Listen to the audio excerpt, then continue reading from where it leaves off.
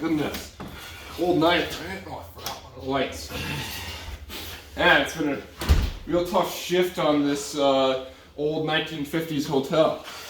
Not to mention it's built on an ancient Indian burial ground. Yeah, like, anything bad ever happened to those buildings, right? No. So, did you see that Dr. Sleep movie? Yeah, I did. Yeah. Hi, my name's Noah Lane. And I'm Cole Brainerd. Welcome to our review of Dr. Sleep, directed by Mike Flanagan. Cole, give me some initial thoughts on the movie. Well, Noah, I thought it was just okay. So, I thought it was good. I really enjoyed it. What I want to go into really is, let's see. I'm going to start off by saying that it was well acted. Agreed. Yeah. And everyone, fucking Rebecca Ferguson. Hot. Ewan McGregor. Also hot. And Carl Strucken. Who's that? Oh, the Facebook guy. Guy. He's kind of hot too. Yeah, I didn't know that. Yeah. No, everyone was good at it. Everyone was really well acted. There's nothing inherently wrong with like how they delivered their dialogue and everything. It was all really well done. My problems lie in just the plot itself. Okay. Are we getting into spoilers in this review? I say yes. Okay. Because, you know, as workers on this abandoned hotel, like, right. we don't, not abandoned, yeah, we don't care about other people that are living like 50 miles out. Like, sure. They're not going to get this. I'll give my brief summary and then we'll dive into spoilers, all right? So, I liked this movie. I don't love it as much as I wanted to, but I really liked it. Like the middle, the second act soars. It's wonderful. Starts off slow, ends badly in my opinion, and that's just the summary. Yeah, just like now, spoiler warning for all you viewers out there. All of you people who aren't living on a mountain in an abandoned hotel at this moment. All of you that are in civilization. Again, this hotel is built on an ancient Indian burial ground. Not that matters, but now we're getting into spoilers. Okay, so they didn't have to go back to the Overlook, did they? It was kind of forced, right? No, they really did not. It was like, I said this to you after the movie, it was like they sat down when they were working on this movie and they were like, okay, this is a sequel to The Shining. Now, what's in The Shining that everyone knows about? And it's the Overlook Hotel. Exactly. And it's just like, so we got to put it in there just somehow, and it just feels so tacked on and forced at the end, the location. And it feels like they could have just wrapped it up in like the fucking woods or at the girl's house or something. Yes, it's like they didn't quite know what they had with the original stuff, because the original stuff is awesome. Yeah. The villains, we spend a lot of time with them. What are they called? Like the Knot or something? I've only read that in like summaries, but I don't even remember. I don't even think they say that in the movie. But they're interesting, but there's not quite enough there. But that's something that I could forgive if I saw the movie a lot. They're like Rebecca Ferguson crushes it. The Crow guy is okay, but when it gets to the Overlook, it doesn't need to be there. All they're doing is replaying old beats. And when, let's just say it, when Danny dies, that didn't need to happen. Yeah. It's like when he dies, he's supposed to be like at peace or whatever. But I always thought like he conquered alcoholism like a quarter into the movie, and it's just like, and now he's taking on like this girl under his wing and stuff. He's being a good dude. He's like, there's nothing bad that he's really done or needs to like, you know, like wrap up or whatever before he can peacefully die. It's just like, why do you have to kill himself? And like that's why when you're talking about like how the connection to the book too, it was like they needed that part from the book. Exactly. So it was like, because those are two different characters in those situations where Jack Torrance is the one that burns it down, and not Danny. So it doesn't really work. Yeah, what does work for me is his relationship with the little girl. I think her name is Abra. I think she's great. The actress is great. I love the scene where they're just blowing away all the knots. Yeah, that is so satisfying. Yes. I said during the theater too, I was like, I hope there's just a scene where they just shoot them all. And then there was. It was great. And the little cap, when the friend just shoots himself in the head, it's so tough. And then we get the scene with Ewan McGregor in the alcohol bottle, and he puts it to his lip, and then he smashes it. I wanted to cheer. It was just great acting from everyone in the movie.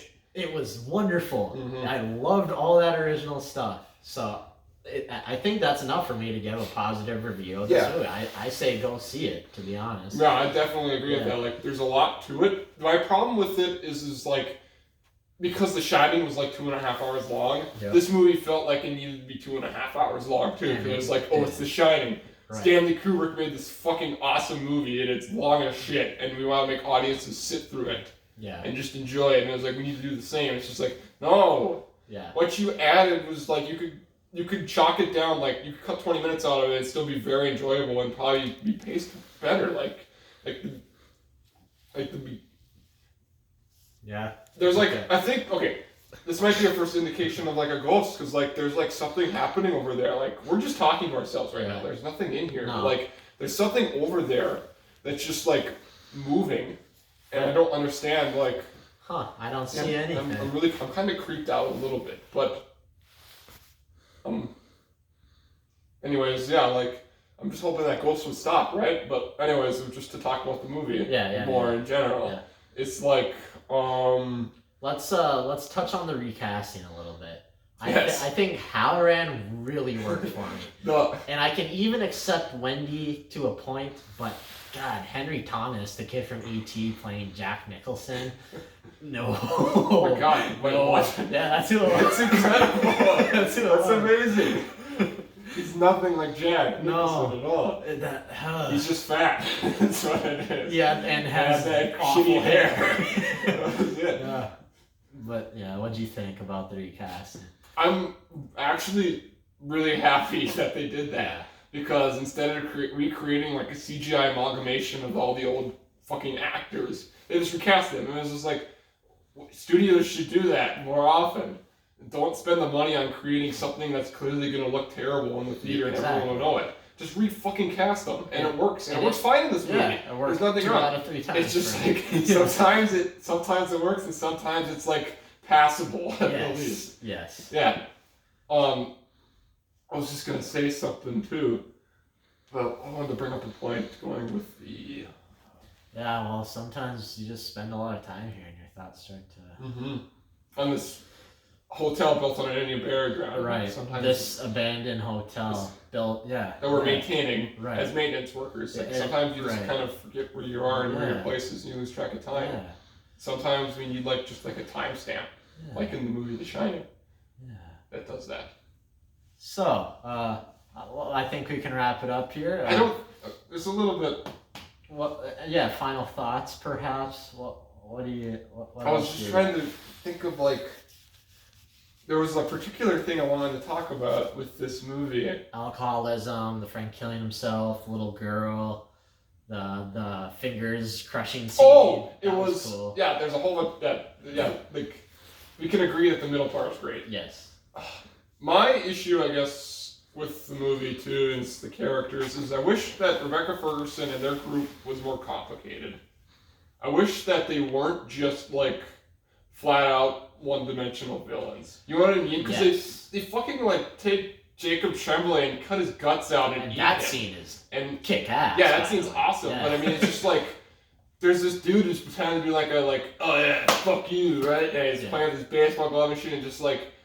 Shouldn't some of these people be, like, weirded out that they're getting pleasure out of murdering a child? Like, I've actually watched a few reviews, which I know we're not supposed to do before we give ours, so our thoughts are unbiased, but whatever. I watched a few reviews that said, like, I loved how these villains were nuanced, how they didn't want to be eating these children. And I was like, I didn't get that at all. No. I didn't get that at all. There was nothing to that. They were just, like...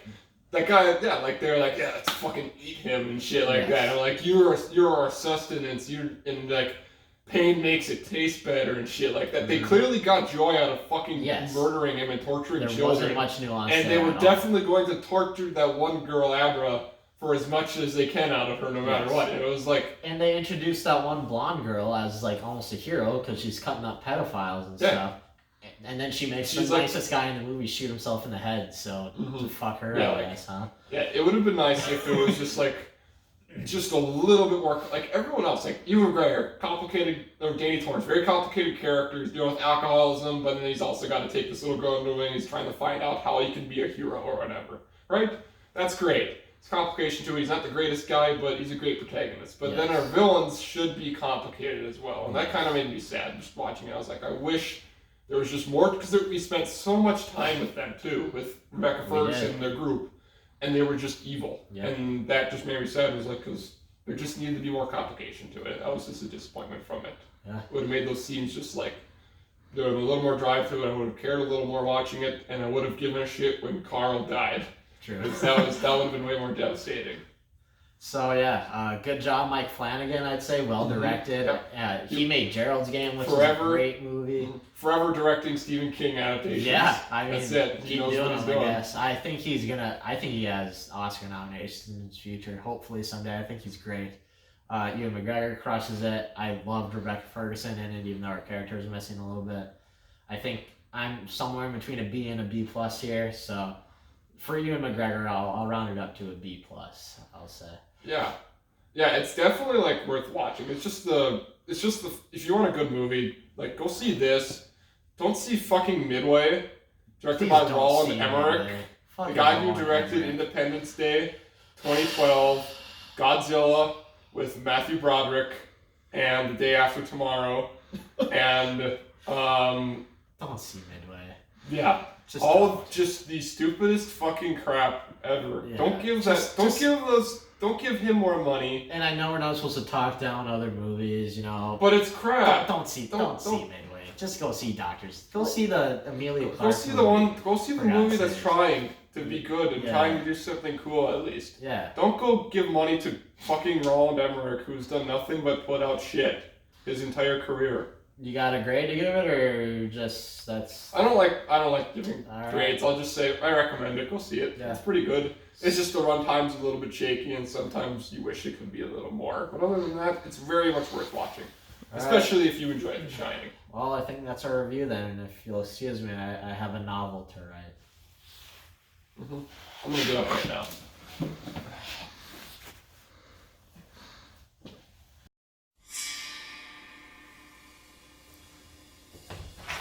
Jack, throw this cool sweater I found. It's got deer on it. Jack, what's the matter? Jack?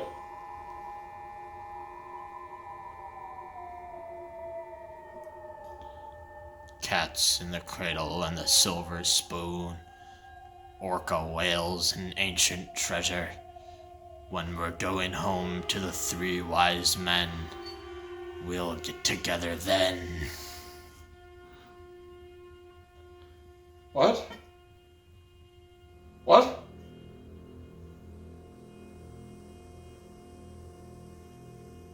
Darling, light of my life. Jack, you're scaring me! Ah! Ah!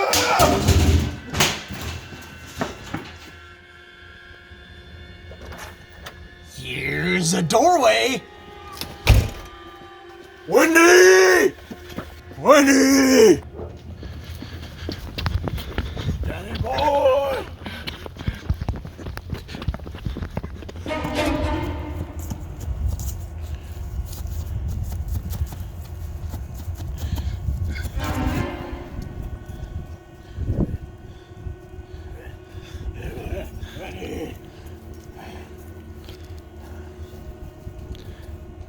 Boy.